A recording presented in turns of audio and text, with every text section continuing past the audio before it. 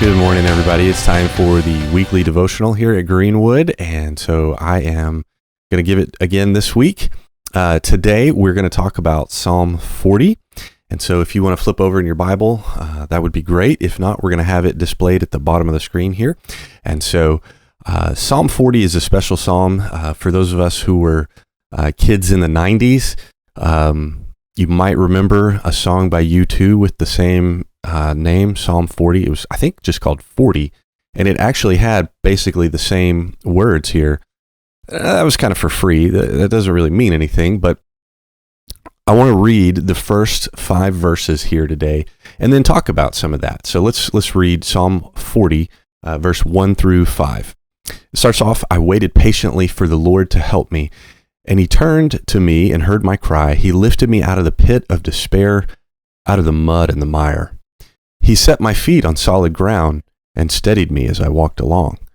He has given me a new song to sing, a hymn of praise to our God.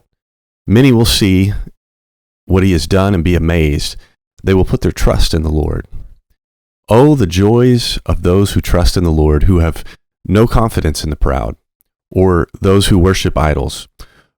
O Lord my God, you have performed many wonders for us. Your plans are too numerous to list. You have no equal. If I tried to recite all your wonderful deeds, I would never come to the end of them." And that's really what I want to kind of focus on, is at the end of that today, the idea that the psalmist is giving us of giving God praise for all the things that he has done in his life. This is a psalm of David, so David is giving God praise for all these things, and he says, if I named all of them, it would be too numerous. And sometimes we think, well, I don't really know what God's done for me in my life, but it's a good practice for us to be in, of reciting the things that God has done for us in our life, reciting the things we're thankful for, reciting to God what it is that we see as blessings from him. And I want to make one thing clear.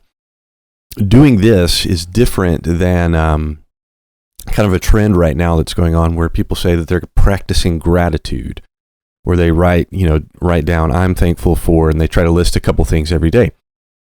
The difference here is not that we're grateful for things. Oh, I'm so privileged to have this, and trying to recognize how well off we are. That's not the goal. The goal is to express to God our devotion to him through being able to see all the things he has done for us, all the things he has provided for us. And so when we do that, it will fundamentally change the way we see the world around us. And it will make us grateful. There's that word again, but this has a different nuance. It'll make us grateful for the way that God has blessed us, the things God has done in our lives. And that's a different thing than sort of being grateful that you're not, suffering in the wilderness somewhere. It's the idea of recognizing what God has done for you in your life. And that helps us because we can see that, but then also it helps us to be able to communicate that to others, so that when somebody asks you, why should I follow God? What's the difference? And you can just turn and go, because God has done this, and this in my life. And so thinking about things that we can tell God we're thankful for will help us in our life. And so I hope you'll take some time to do that today. And I hope you'll also remember that they are so numerous that if you tried to name them all, you just couldn't do it. There would never be the end of them, as the psalmist there, David, tells us in Psalm 40, verse 5. Hope that helps you today. I hope you'll take some time to tell God what you're thankful for and to remember the blessings he's given to you. And I hope that we'll see you back online or in person again this week. Thanks a lot.